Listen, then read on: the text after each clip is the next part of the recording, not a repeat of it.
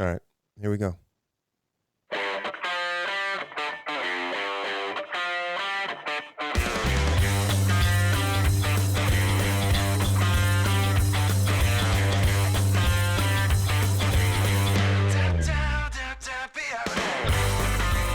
Another beautiful morning in Wisconsin, as far as I know. I'm sitting in the basement.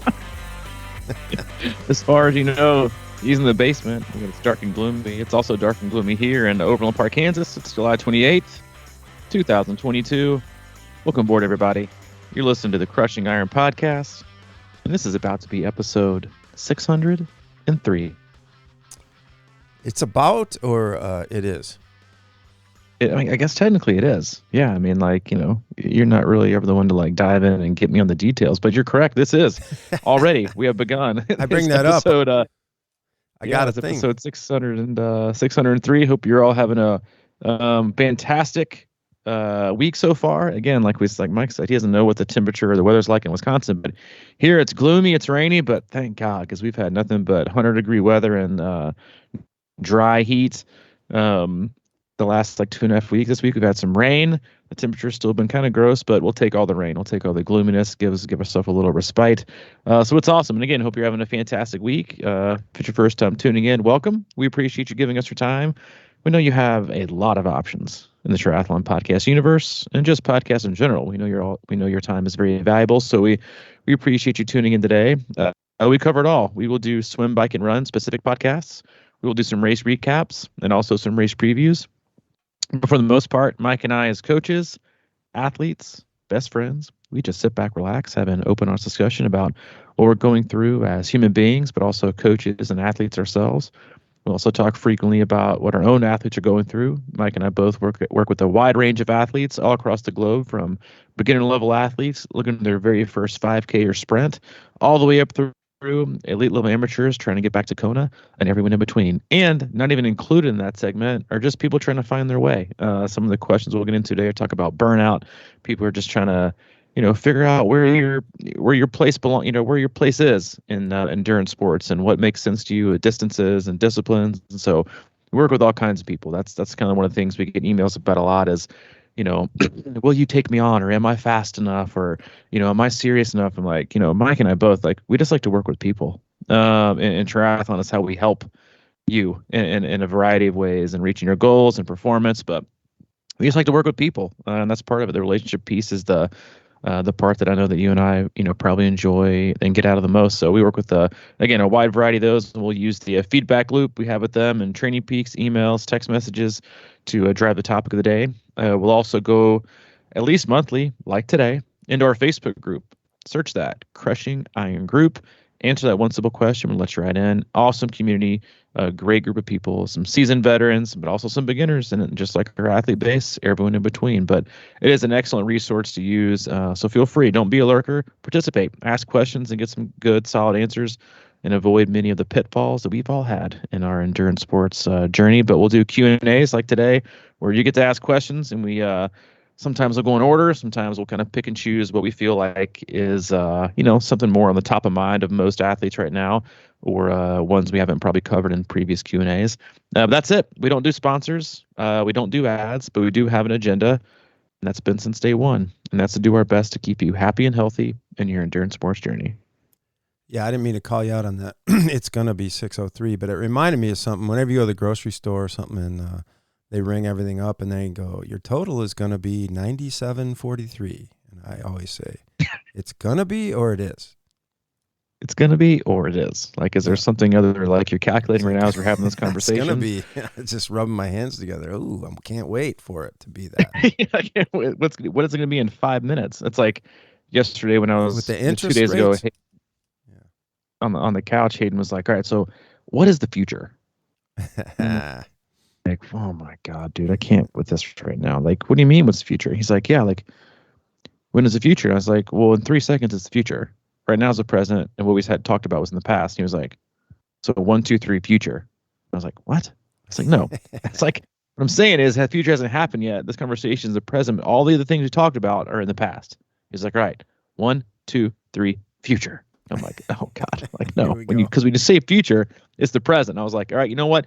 go watch PBS Kids or something, like, 'cause they let them do this and have this conversation, because it's not one I'm prepared for at all. But we're prepared for a solid Q&A. I just dropped in, and again, we do this like once a month. Sometimes we'll get like 5 or 6, and to be fair, sometimes I post them like 10 minutes before we go live. It's all on the fly, man. Yeah, and but today, listen, like, there's at least 40, and we obviously can't get to all of them, and we may make this like a part 2, a 2-parter, because there are some really excellent questions in here. But it's also a really, really good reminder, for me as an athlete, as a coach, that this sport is so damn confusing, and there's so much that goes into it, that there's so much information out there, which, again, like all things in life, it's too much. It's like, and people always say, like, well, everyone's entitled to their opinion. And frankly, I just don't believe that's true, because if you're just going to throw out like shitty, unsubstantiated, false opinions, I don't feel like you should have the right to do that. To just like throw out stupidity and things that are inaccurate and irresponsible. And yeah, I'm entitled to my opinion. Yeah, well, only if it's like thought based and like fact. Like, I'm sorry, I don't feel that everyone is entitled to their opinion, because that's how we get ourselves in these kind of situations. But no, it is. They're all over the place, from sprint distance nutrition through how do I prepare for Ironman Wisconsin, like coming back off sickness, to bike strategy, to power meters and wheels. And it is like, I've been in this sport for 20 years. You've been in it for, half that, basically, or close to it. There's just a lot. And you and I both are the same. Like, as athletes, we're still trying to figure things out. We had a conversation last week where you were like, I kind of feel like you're changing things up a little bit. And I was like, we're always, a little bit, changing things up a little bit here and there. It's just, the sport is always evolving. The science and the papers are always kind of coming out. You always have to go back to what your own experience is. But then, people change. And that's the biggest thing, is that people change. You get older. You get more time. You get less time. You have more stress. You have less stress. You get injured, you're not injured. It's like everything's always changing, and it is, and that's what makes the sport so awesome and so amazing. As I was having a conversation with an athlete yesterday that did Lake Placid, that's done 7, and he was like, yeah, it's so awesome and so frustrating all at the same time. It just makes you want to do another one. And I was like, yeah, that's pretty much it. Like, and that is the recipe for having a good customer base. Make it awesome, but also make it frustrating, so they want to come back and do it again. Yeah. It's the ultimate, like, I know I've used golf analogies before, and you use tennis, so, I'm entitled to my opinion. So but it's like golf, it's like hitting a good shot on the red carpet is sort of like hitting a good shot on your last hole. It's like, damn it, I knew I had that in me. I got to come back for more. So I keep thinking about that myself, there's so many good things, and I can't, think about many things that feel better than hitting that red carpet. And I'm like, man, life's short sometimes, and I might want to try and hit again, while I'm in the ballpark. So, but yeah, there's so many different things out there. And the minute you're done, you're always criticizing or like kind of going over the race and how could you have done it better. And then, I don't know, it's an endless pool of different strategies and different, there's a million different angles on this thing, man. So that's why I'm actually a big proponent of keeping it simple. You keeping it simple? I try, dude. You do a pretty good job of it, man. Well, your version is simple, and sometimes your version is simple. To some people's complicated, and to be honest, like, that's true for a lot of things. Like one person's like simplistic view is another person like, what? I can't wrap my brain around that. Because we're all different. We're all wired different. And just like the questions, like, they're all different, from coming from all different places and experiences and needs. And again, like I said before, we have a ton of them. And I'll start with Kenny Hammond, though, even though he was the last one to comment. And he says, when are you guys coming to Ironman 70.3 Musselman? Oh, I'll let you handle that one, man. Yeah, I got you. Listen, Kenny is our favorite race director, without question. He is one of the, and I'm sure he got a ton of shit about the timing mat issue and stuff at Musselman, and that caused some not so fun probably conversations and experiences for some people. But you'll never find a nicer guy. We found him on the cast twice. Kenny, I will come and do Musselman if and only if there's Snickers, Coke, and pizza. That's it. That was our deal with Ohio. And you're serving barbecue sandwiches and hamburgers with Fritos. That's not what people want, man. People want pizza, Coke, Snickers. That's it. So if you swing that, and it's guaranteed, and I don't mean like you provide like a C26 sacked lunch at the finish line where it's pizza, Coke, and Snickers. I want it for everyone. I want everyone to enjoy the buffet of pizza, Snickers, and Coke at the finish line. I mean, that it is the best mix of any race, period. Pizza, Coke, Snickers. So you make that happen. You give us a call. You have our number, or you just post in the Facebook group and you say Ironman 74 Musselman 2023 will have post-race food, pizza, Coke, Snickers, and then you just simply provide a write-up of the vendor agreement so we can make sure you're not pulling our leg. Then I'm there. That's good. My first nightmare is oversleeping the swim start, and my second nightmare is waking up that morning and just spectating and a race director like Ken saying, hey, our timing company guy didn't show up and we need you to run the timing. Like, to me, that is the most stressful thing. I just can't even imagine. That's like so far out of my wheelhouse that I don't know how it works. And like just the idea of, having a backup system. I think sometimes they have people there writing down times at the start or writing down numbers, right? And they I think they do that all the time. But like sometimes I'm just baffled by like, what if that thing goes out for a couple minutes or, that just stresses me out to no end, the idea of the timing. Well, I mean, but let's address the elephant in the room. Okay. If you do mass starts or wave age group starts, this isn't a problem. Ooh, that's a really good point. Yeah, it's not a problem. You're right. You could miss the swim split, the T1 split, the bike split, the T2 split, but you get them across the finish line, and that's all you need. So as long as you're doing mass starts or rolling age group wave starts, you can fuck up all you want, right? Yeah. Like, how many more reasons do we need to get things back? And I got a really nice email this morning from another person, who was like, yeah, just listen to your rant on Ironman Wisconsin mass start. I've emailed the race director multiple times, and I'm right there with you. And I'm like, I mean, they ain't going to do it for us, that's for sure. But I'm just telling you, what else do you need? It saves a lot of issues. So yeah, Coke, Snickers, pizza, mass starts, I'm back, baby. That was the first one. I mean, he was actually like, he's asked us like 2 or 3 times when are we going to come. Where's it at again? It's a that's a great question. Somewhere in the New England area. Is I think. It Buffalo? I mean, it's also provide us directions because I'm not sure that we know. I'm up north. Maybe I can take a ferry. Yeah, that's right. That'd be great. On the Great Lakes. Heather Thomas. Thoughts on the huge DNF rate at Lake Placid this weekend? About 20%. Weather was rough, but it's July in the Northeast. What's the deal? Underprepared, nutrition, all the above. Yeah. I mean, I feel like I kind of addressed this on Tuesday's cast. Yes, the conditions were warm.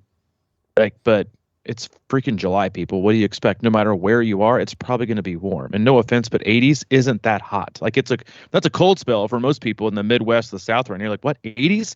I hope they're going to have like those silver blankets when I get back, from the finish line. Mm-hmm. I frankly, and this is even more true with iconic races like Lake Placid, right? I had multiple athletes send me text messages this week that are pictures from Lake Placid. And they're like, dude, you've got to come. And it's on my list to do. But I looked at my calendar for next year and already know I can't make it work. And I was like, I mean, could I go? Sure. But would it fit into my schedule right? And would I really make a good go of it? No. And if I'm going to go do it, I really want to go do it. but yes, it's pretty, and yes, I know registration just opened, which is the most stressing. Oh, I'm doing it. I'm in. Can't, YOLO. I'm in. I don't want to miss out.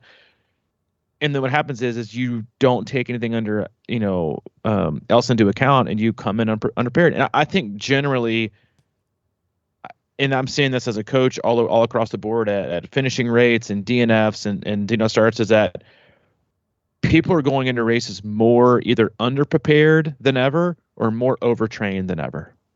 There is a huge, piece and percentage of the participants that go into these races so worried that they can't finish that they drive themselves in the ground before race day. And then you have the other end that they just don't take it serious enough. Like that's just where I think honestly that's where we are with like the human psyche right now.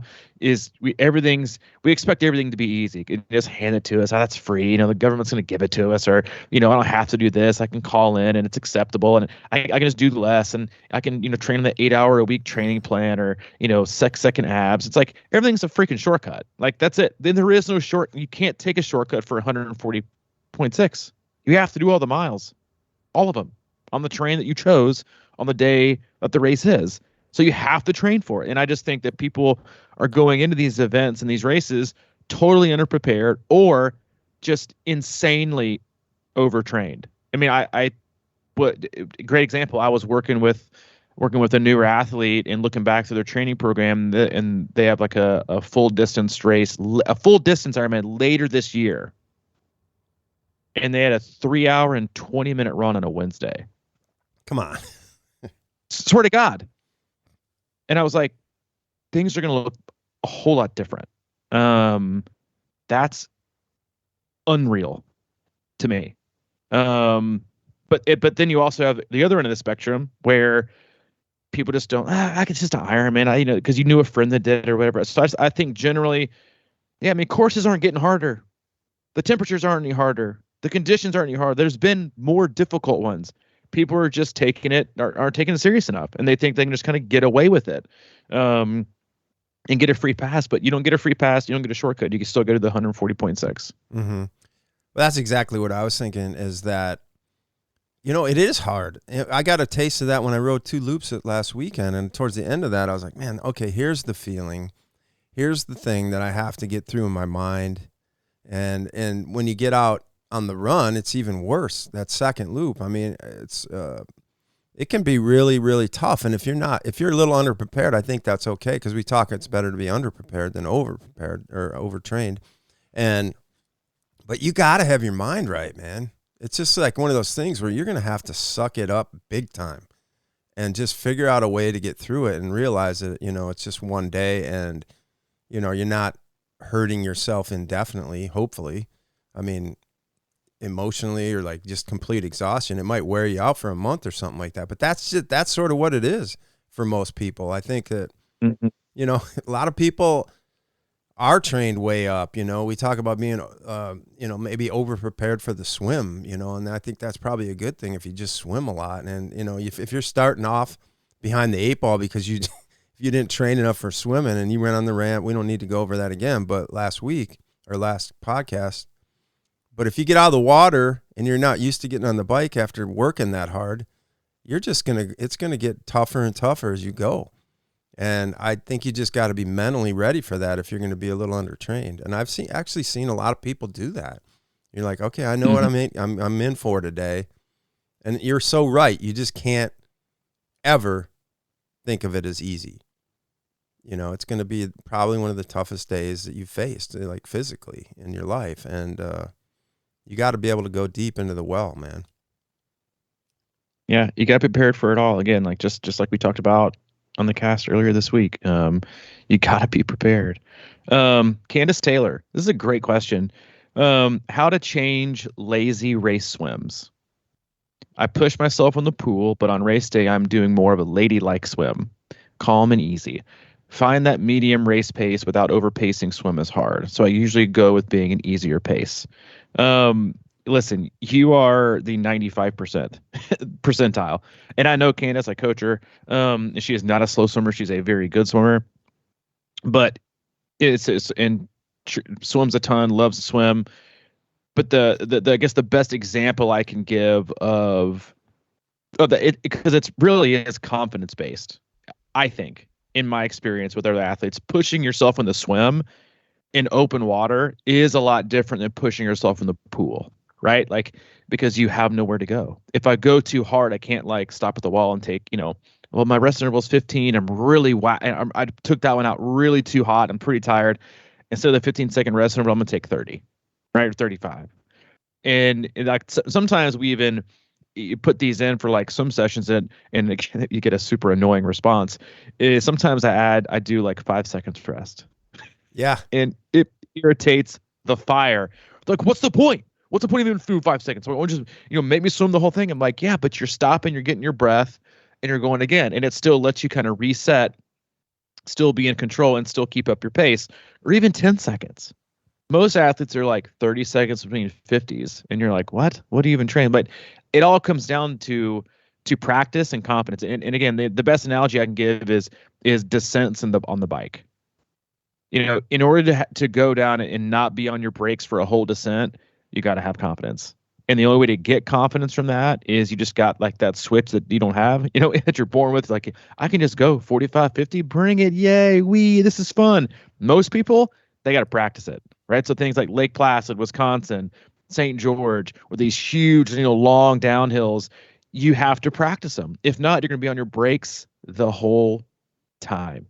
And it's not because you don't like to go fast. It's not because you don't like to gain speed or have a faster time. It's because you're hesitant, right? And that's the exact same thing as going into a race and swim. But what better opportunity to have with that than a sprint or an Olympic? Like, if you've trained even remotely well, and you're doing over 2,000 yards a couple times a week, 3 times a week, 3,000 K, you can burn out a swim. And I would honestly encourage people to go out there and swim, what you and I like to refer to as the rivet, which is solid, right? Like, and I like to use terms like that in swimming. Like, I use sometimes like zone 2 and zone 3, but a lot of times I use hard, strong, solid, easy, like, because that's a feel you can have in the water. And I think swimming solid or on a rivet is where you're fast but not out of control. Mm-hmm. And that's the feeling people get in the water when they get out of control and they get hypoxic, that they're like, gosh, like I can't handle this. And they start to panic, and then they get in water and they feel like the race is done. So it's something where doing longer sets, like, or send offs, like shorter rest, 15 second, maybe 10, 15 seconds, but doing like a 300 or 400 at like zone 3 or zone 4. Most people don't do that. That's just being honest. Most athletes don't train doing that. They do like 400 easy, 500 easy, snorkel, fins, whatever. And you're like, I wonder why I can't go faster on race day. Well, you got to put yourself in that situation again to feel it, to gain confidence. So try it out. I know you got a couple sprints in Olympics coming, so maybe we just bust out the swim. But it's a mental thing. It's not a physical thing for most people. Yeah. And I can't, speak as a very fast swimmer. I've gone through all the, the challenges that a lot of people face with these types of questions. But some of my better races, I know that, there's this thing, it's like, and you just kind of hit on it, but it's having a relaxed brain, but an engaged body. And I think that one of the best things I like to do is what you're just saying, is sort of force that issue a little bit and then kind of figure out what the setback zone is, or the comeback zone is, and be able to settle back in and whatever, and find that long, strong stroke and that engaged stroke, but not over muscling it. It's like I've been talking to a lot of people about what, my big thing is, you always hear about swimmer flexibility, and that sort of thing is built up over time. It's more like their body is a little bit more limber or rubber in general. And it goes from the feet all the way up to the shoulders and the core and everything like that. And if you're super tense, you're just not as an effective swimmer. I mean, it's just, you're rigid, and it's like trying hard. Is that really that thing you're talking about? Is one person's simple, is another person's complicated? I think is that, like, trying hard in the water doesn't have to mean like just all out, like crushing the water every time you come through with your arm. It's just like you got to be able to be strong but efficient And one of the ways I do that a lot of times is if I'm doing 500s or whatever, I always try to like get stronger and stronger and stronger and finish strong. You know, it's like that negative split mentality in the pool. But it's always, for me, it just kind of lets my body open up, and I end up feeling stronger at the end of 2000 or 2500 a lot of times because I'm building. And it's like, you know how it goes. It's like, I don't know how to explain it, but when I'm pulling in the beginning of my set in a warm up, I'm not, you know, engaging as much. I'm just kind of getting through it. And then slowly but surely you get a little bit of a bigger reach, and you kind of open up. That's why I always tell people, is like, especially in a long race, you know, make your decision about halfway through that swim. You know, if you've got more in you, don't like try to just get it from the get-go. You got a lot of time there, and just it's like, yeah, I know what she's saying is lazy swimming, but it's really about engaging the core, engaging your body, but staying relaxed in your head. Yeah, and the other thing is, like, you have to put yourself in situations to really know what that feels like, Right. and most people just don't, right? But and that's why you don't really have, like, most triathletes say, I only have one speed. That's because you only train one speed. Mm-hmm. So what do you expect? Yeah. So you don't really know what it's like to swim fast for longer periods of time. 25s don't count, 50s don't count, 200s, 300s, 400s, 500s, 800s, those count. So do those. But yeah, excellent question. In one of those where it's very, very, very common with athletes. 'Cause again, I think most people is, you know, I just got to survive the swim instead of taking control of the swim. Jennifer Powers, excellent question. Bike strategy for Ironman Wisconsin. This is a race you and I are both super familiar with. It's been a team race. We've had a ton of athletes do it. You and I have both done it. We've had athletes on the podium there. So we know a lot about Wisconsin. You know, my biggest thing about Wisconsin in terms of bike strategy is do what most people do and pace it like it's 120 miles instead of 90. because when you look at, and everyone does this and they say they don't, they're lying. Everyone looks at the bike profile and looks at the elevation chart and they're like, oh, dude, like the last 30 is downhill, right? Mm-hmm. Because it looks flat and easy compared to the rest of it, right? Compared to like doing so many hills and having so many turns. It does look, quote unquote, downhill. It doesn't feel downhill, and it's a lot slower than you think, and there's frequently a headwind. So first things first, get that out of your head, that's easy on the way back in. Like we just talked about in the first question about Lake Placid, there's no easy at 112 miles, period. Right. You know, a couple things take into account. Obviously, and you mentioned this, I think, on Tuesday, the road services, they're not the worst, but they're not the best. So make sure you're getting outside and doing rides outside, and you have the ability to handle your bike for a long period of time. Know how to take corners. There's no super long inclines that I would consider like super long. They're more punchy. Be good at, you know, practice cornering. Practice, you know, coming down a hill and gaining speed through a turn. Because again, you look at the profile and you're like, oh, there's plenty of, you know, the Wisconsin full bike course. And I'll let you take it from here, Mike. Is very similar to looking at a trail race elevation profile, because on a trail race elevation profile, like we had one of these back in one of our team races in Chattanooga a couple years ago. You look at the elevation profile and you're like, oh, it's uphill, but there's like 3 miles downhill. Sweet. Like I can take off. It'll be easy. But then you pre-run the course, so you get out there and it's 3 miles steep with tons of turns, rocks, roots, you know, switchbacks. It's not easy. There is no like easy downhill.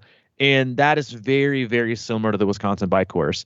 There isn't a ton of free speed to be found unless you're good at taking corners, because a lot of the best descents come right into a turn. And so that's just something you have to be prepared for. Yeah, I think that's a really great analogy, man.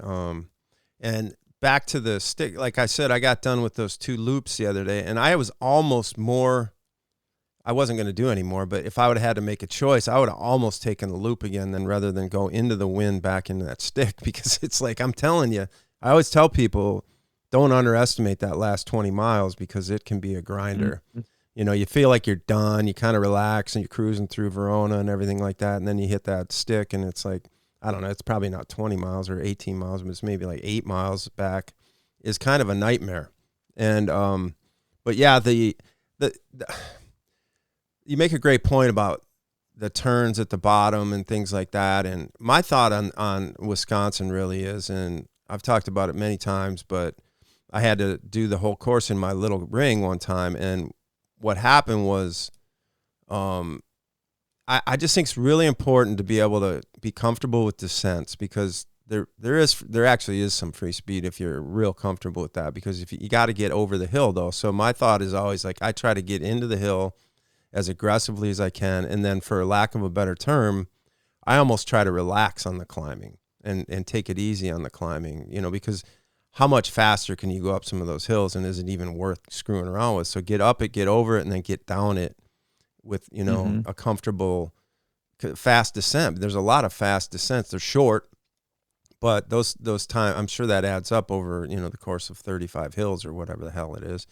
And so for me, that's a big part of it. You know, I had to coast down a lot of that stuff. And the other day I remember going out, there's one of the big fast hills that does go down, and they always put like straw hay bales out in case somebody misses the turn. So you got that going for you. But that particular one, I was just curious how far I could coast out of that hill. And I think I coasted for like 3 miles coming out of that. But just, you know, you got to be able to take corners and hit things. And I mean, I wasn't going super fast by the end, but there's a lot of potential recovery there. And I think that's the thing about climbing is you just can't be, especially on the first loop, you can't be too aggressive with your climbing. And again, I wouldn't even, I don't know.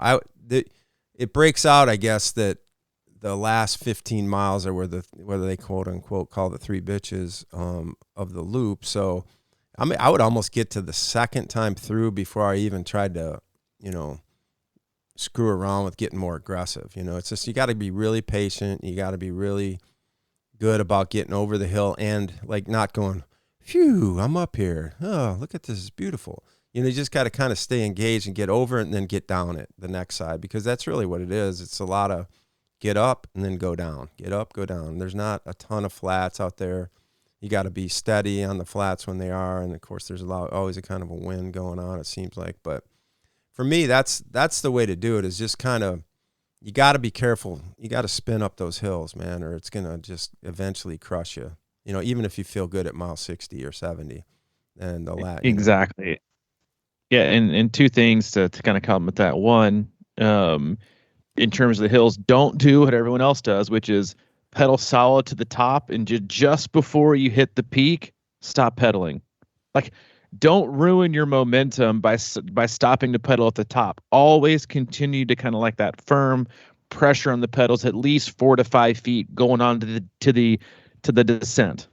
Then you're going to pick up speed, because if you don't, you're going to get to the top of the mountain and you're going to start your inertia downhill with 0 miles per hour, or 2 or 3. Like, get up and get over, and then get that speed back. And the second one, and to be frank, I'm kind of disappointed that you didn't. The most valuable thing you can have is a coach who's already had 3 cocktails running barefoot along the road tell you to slow down on loop 2.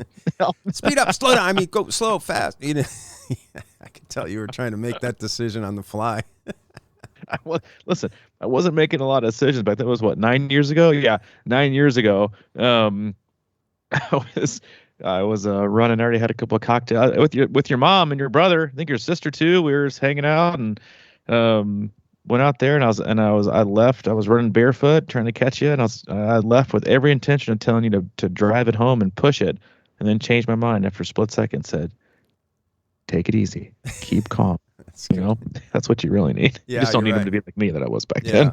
Just one quick thing on the over the top. I think that might be the most mentally challenging part of the course, is getting up and over it. So like whenever you feel like stopping, just suck it up for 15, 20 more seconds and get into the next play. That'll save you a lot of time. Yep. So next one, and I'm picking this because it was a text message I got this morning, but it's also seemed to be about 4 comments on this regarding burnout. Burnout slash, Ironman Blues, like Shannon Fitzgerald, how to get over post Ironman Blues without immediately just signing up for another one. And a lot of questions on burnout. And I'll start this off with a conversation I had with an athlete this morning via text message. And it was it's also pretty indicative of kind of how I talk to some people, I guess. They just text and said, "Hey, is it common to get burnout?" ? I love this stuff, but I just get tired of it sometimes. And I just responded with, "You burn yourself out because you swing from I'm just having fun to I'm so serious. If you would step back, enjoy the process, and not treat every day either nonchalantly or like, you're going pro, then you have a lot more fun." And he said, I said, "I do that for sure. LOL. Did the same thing with rodeo and drag racing." And so I said, "So it's not triathlon, it's you." And then I added a smiley face to try to, soften the blow. And he said, "Yep." But that's true for so many people and so many athletes. That's how most athletes are wired. They are all in. And then when it's gone, you're like, what? Like, so I think half of it is burnout and half of it is blues. And so I really do think, like, when you think physically, and I think that's a question that every athlete has to ask themselves, am I burnt out because I overtrained physically? The demands were too high. They didn't fit into my life the way that I thought they wanted to. I made a bad decision, in overcommitting, and I stretched myself too thin. Because Ironman Blues are no one's fault but our own. And burnt out is usually no one's fault but our own. We worked out too hard. We didn't take days off. We took things too seriously. We signed up for a race that didn't complement our life, or we put way too much stock in the race and what it was going to mean to us and what it was going to do for us.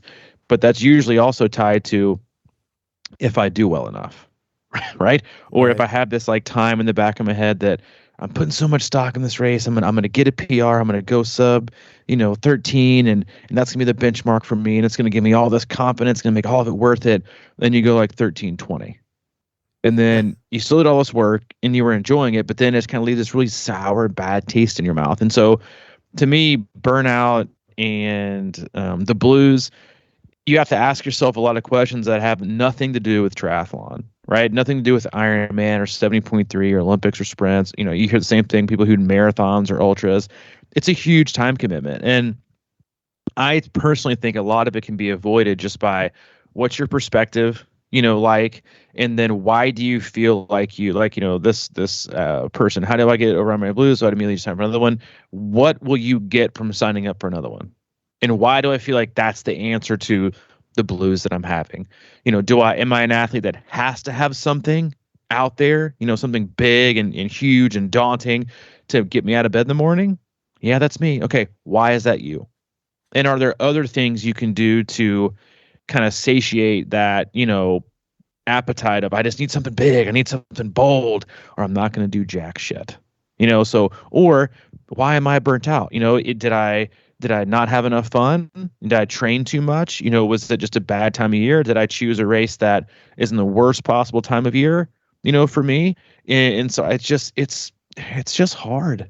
And I think people really need to think through that in terms of, the burnout rate and also like most people, you could avoid burnout along the road if you just, just didn't take things in yourself so seriously. And then, kind of monthly or every few weeks, really just kind of, ask yourself a few questions like, why am I doing this? What's important to me? What's going to yield a positive outcome? What is my definition of a positive outcome, right? Is it only a PR, right? That's the only thing that's going to come from this. If I have a PR and I do awesome, that's going to do it. And then you're like, well, okay, what? Because what if that doesn't happen? Is all that gone? Is all your hard work diminished? And so a lot of people struggle with it, and you have to, you also can't force it. You as a coach, athletes do it sometimes, and you're like, listen, like, ease your way back in. A couple sessions here, choice, find the fun in it again, because most times it's tied to to taking it too serious and having too high expectations, and then you let yourself down for whatever it is. And so, you have to keep things flexible and just and you can't force it. Even if you want to, you can't force it, but you got to keep moving. Mm-hmm. Wow. This is always such a great question to think about, because you go through this stuff, and a lot of times you're so like that forest trees thing, and you're getting stronger and you feel better, but you don't always recognize it. And ultimately that seems to be what the goal should be, is just to feel stronger and be able to go through life easier. But I think there's two kinds of, or maybe more, but a couple kinds of athletes. One is like, oh man, I'm going through the grind again. I got to drag myself out there and go like trudge along for an 1.5 hour run or 4 hour ride or whatever it is. And then you got the other people who are, I got to go out and crush this today. And I think a lot of times I'm on the second camp, because it's like I have a hard time holding back. And before the cast, I was talking to you about how I had I think hour and 15-minute run yesterday, and I got on the treadmill for the first half, and then I just walked out the door and finished. And what that does for me, or did for me yesterday, was it helped me establish my effort and my pace. Because it was an easy run, and normally if I'd have just went outside, damn well I would have gone 30 seconds per mile, too fast or something like that. And by the end, just been limping up hills and hating everything. But when I got out there, my legs were already kind of programmed at that speed. And I just kept doing that. And it was such a better run for me for the purpose of it. I didn't have to go out and prove that I was still fast as I could be or whatever like that. But there's so many workouts that are kind of in that, sort of zone 2. There's so many parts of workouts that are in zone 2. And I think we talk about it. So it's not even a secret at all, but people go too hard or too slow usually, or whatever. Mm-hmm. And it's hard to find that, and that's why I've always been so intrigued by effort and perceived effort and things of that nature, because it's such a puzzle for me. And on certain days I may feel better and my heart rate may be way up, but sometimes I let that go. But I just, for me, it's all about kind of adjusting and doing things within yourself, whatever that may be today, and if we don't, because there's just this sort of thing that clicks in our head, is always like every damn workout has to prove that we're going to hit that tri-calc time in Ironman. It's like, well, how does this translate? This 30-minute run, I felt really good today. That means that I could sustain this pace. I mean, it's like, it's all kind of irrelevant, but we always try to shoehorn today's workout into the overall big picture, when it's just all these accumulated workouts that are the ones that matter. And if you can just see, and I just think it's really difficult sometimes to recognize micro gains. And if we paid more attention to those little things, like, oh shit, that didn't feel as hard today, or whatever, and really cement the fact that matters and that shows growth. That's all we really have. And I just think, because we get out on race day and have this, time set in our heads, and, like, I still think out of all my Ironman races, my best one, or the one I felt the best one, was not my best time at all. It was just sort of like it was really enjoyable. And I think maybe that's where it comes down to, like you said, fun. And how do you have fun today? Yesterday I also was, just stopping and doing push-ups every once in a while. And then I actually got on the rower just because I wanted to mix some things up. And it did help kind of intrigue me a little bit, so look for different ways to be fit. You have to remember that you chose to do triathlon. Triathlon didn't choose you. Right. And I think that's like one of the things that people, when they get into that space, are like, I have to, I've got to go do this today. I've got to do this today. I've got to do this today. You're like, wait a minute. Like, remember, you chose to do this. Like, you chose to. So if it's a bad decision, fix it. And it is. It's just the answer is never, let me sign up again, until you can figure out why that's the first thing you thought that would fix everything. Is, what's it going to fix? Why do I have the blues? Why am I burnt out? You shouldn't sign up for a single solitary race until you can answer those questions. Period. And because what you're going to do is, if you sign up for another one, You're going to set up with the same mentality, using the same kind of, checklist of the last time, and get yourself right back in to the same predicament you got yourself in. And all you're going to get is the same result. That's the people who get burnt out usually get burnt out over and over and over and over again. Yeah. David Geyer, your boy David Geyer, Chattanooga. What? Geyer in Chattanooga asks, what's more likely to happen? You getting to 3 questions on this list during a whole episode, or Mike doing Wisconsin?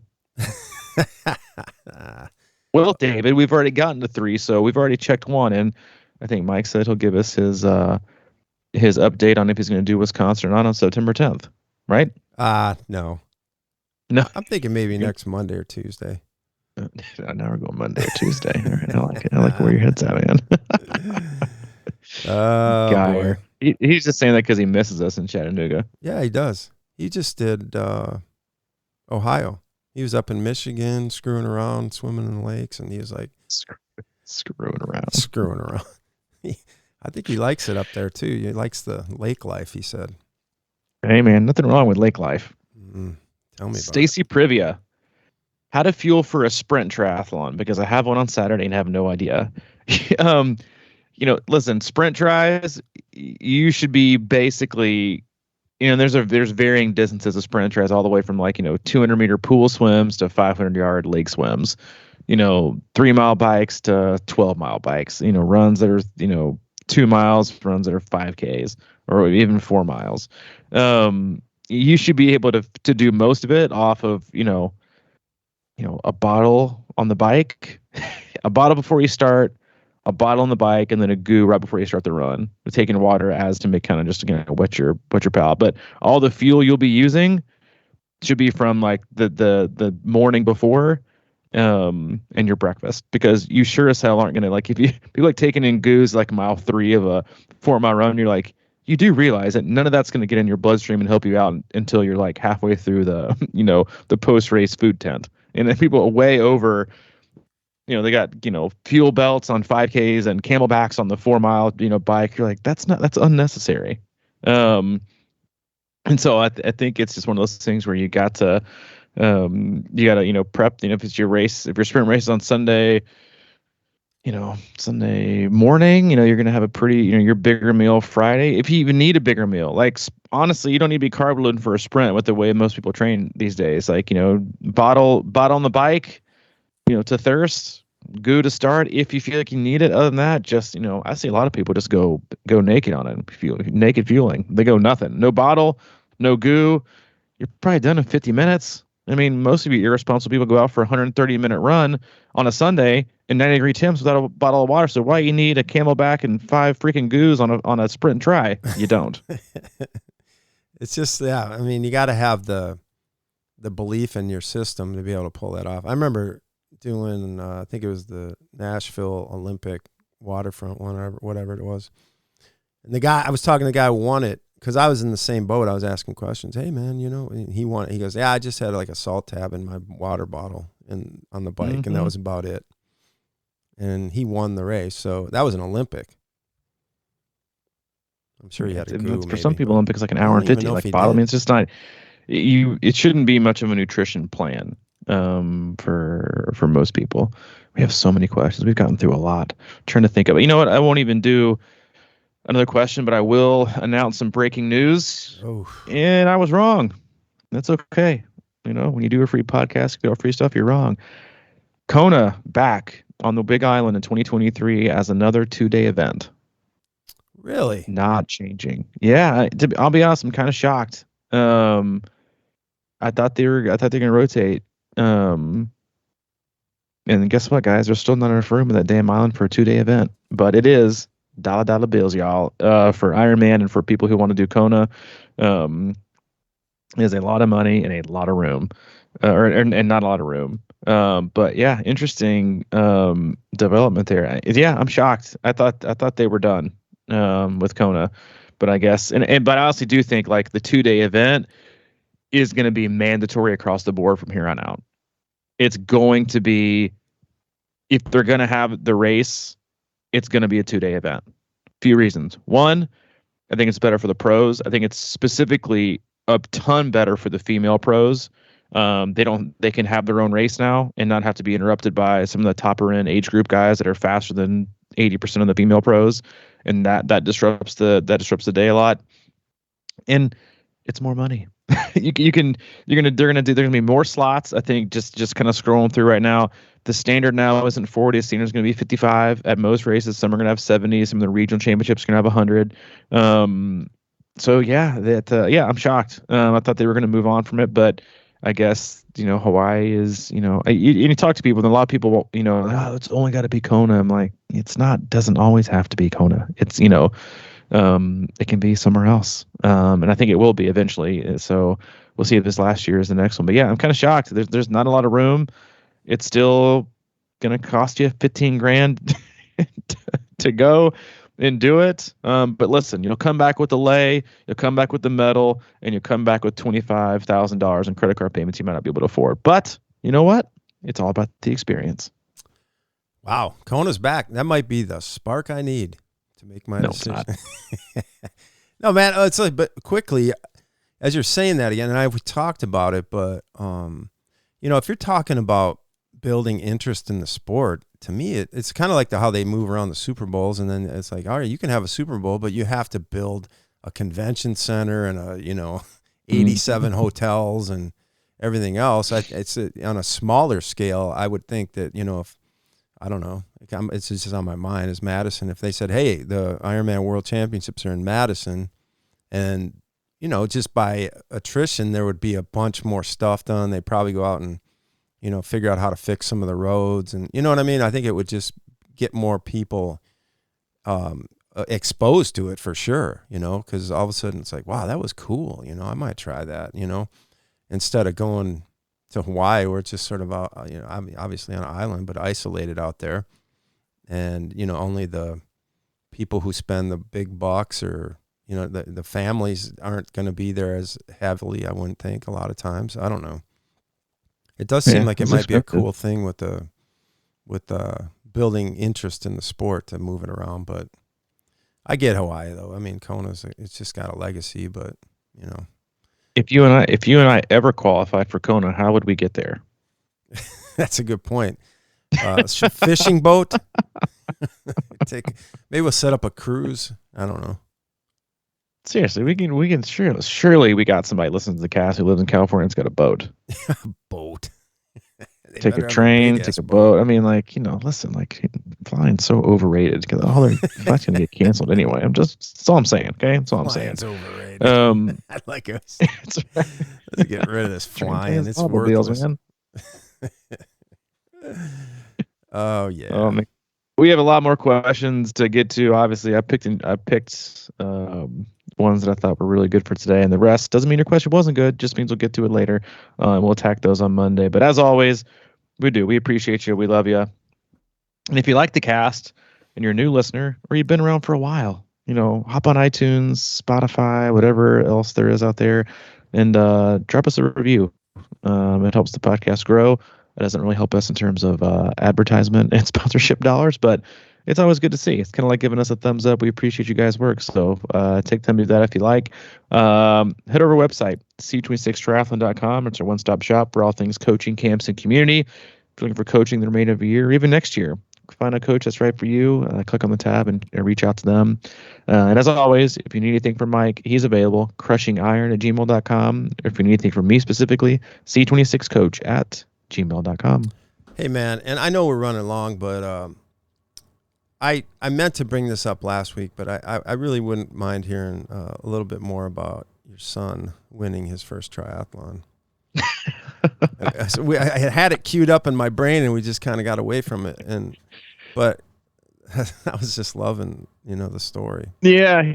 So, and this is how it started, really. So, we started watching the Tour de France, 2.5 weeks ago, and they started off the first day in the time trial. And he looks at me and he goes, I want aero bars. And I was like, dude, you're not getting aero bars. I was like, if you ever do a triathlon, I'll consider getting you aero bars down the road. So I was like, he said, well, I'll do a triathlon then. And I was like, it's like the sport I love, but I don't want him to ever do it because of me or because or be forced into doing it. And so he's like, nah, I don't want to do it. And so every week I always ask him one time, hey man, there's that triathlon. You sure do you want to do it? If you don't, totally fine. Nah, I'm not sure. And then of course in like, Mike Tarrolly fashion, the day before the race, and I didn't even bring it up. I think I brought it up earlier in the week, and I was like, there's that triathlon this weekend. Do you want to do it? We kind of got to make a plan. No, I don't think so. And then obviously the day before at like 10, he was like, I think I'm going to do it. I was like, you sure? You sure you want to do it? Yeah, I want to do it. It's like, all right. So I got online. I was like, boom, sign him up. Then I had to make sure, like, he didn't have like packet pickup. Wasn't gonna be like, that, irresponsible dude. They're like, nah, just come the morning of. So we headed down to the YMCA in Kansas City, and we'll say we have like a pretty decent listener base here, because I went to get my bike fit or bike like kind of tweak last Friday, and I walked in and some lady was like, hey, I listened to the podcast. I was like, thanks. And then same thing at the kids race. 2 guys stopped me like, hey, I was actually listening to you on the way into the race this morning. I was like, oh, that's, sounds like a pretty terrible Saturday morning, but congratulations. No. And it was great to see you. That's always good to meet listeners. But yeah, he got in there. He was super like in the zone. Like, so when I was younger and I used to do like, I swim year round competitively, I would always yawn a ton when I got nervous. So we get in line for the swim and he's like yawning the whole time. And I was like, dude, are you tired? He's like, no, I'm good. And then he's like, all right, walk away. So he does his little race. He gets done and just rocks it. Wins his division, the 6 and under. And he gets done. I'm talking to him. He's like, hey man, what was your favorite part? And he was like, the bike, and then the swim, and then the run. And I was like, why? He was like, and to be fair, it was like one of those like nasty human mornings. And I was like, he was like, because the run was just hot and hard. But he takes his medal, and I was like, dude, I get it, man. He takes his medal. He's super proud of himself. He's like already talking about like, when can I do another one? And the whole ride home, he's like, man, he's like, I had so much fun. I'm so proud of myself. I'm just really proud. Because I wanted to make sure before we started, I was like, hey man, well, I'm super proud of you for doing this, just because it takes a lot of courage to do something new. We don't know a lot about it. He's like, thanks. I'm pretty proud of myself too. So we get back and we watch a little bit of the PTO Open in Canada. And well, for first things first, like he has this like Red Bull racing hat because of Max Verstappen, and he sees like Kristian Blummenfelt, who's sponsored by Red Bull, and Lucy Charles Barkley and Danielle Reef, and we're half of these. He's like, do you leave my Red Bull? He's like, they're my sponsor. And I was like, oh God. So anyway, we get home and we watch the race, and he's like, so we're looking up aero bars or what? And I was like, okay, we'll look at aero bars, but just because we're gonna look at them. And then later that afternoon, he just gets on his bike and he will do like a lap of the cul-de-sac. He'll come back and then he'll get off his bike and dismount and put on his Red Bull hat. And then we're practicing bottle handoffs. And he's like, I'm not Hayden. I'm Kristian Blummenfelt. I'm like, oh, monster. So he's all in. There's this one he wants to do August 20th. But it's 100-yard lake swim. And the lowest you can go is like 6. He just turned 6, so it's 100-yard lake swim and like a 1.3 mile bike, which he's got that easy, and then a mile run. So it ain't chump change for a 6-year-old. So we've got to shore up his swimming to feel a little more confident doing 100 yards for sure in a lake. But yeah, he seems to really, really like it. So if he likes it, we'll keep doing it. If he ever stops liking it, I'll tell him to listen to our Burnout episodes. I'm not Hayden. I'm not Hayden. I'm Kristian Blummenfelt. It's like, oh my God. He'll run down with his Red Bull hat and he'll grab the water bottle. And then he ran like halfway down the street, and then he'll turn his hat backwards. Oh, just like Blummenfelt does. Yeah. So it was great. It was fun watching him and seeing him like get all into it and ask questions, and then get back later that day and get back out and practice. Back at it. Just like we will be. We'll see you next week. All right, buddy. Appreciate it. See you, dude. See you.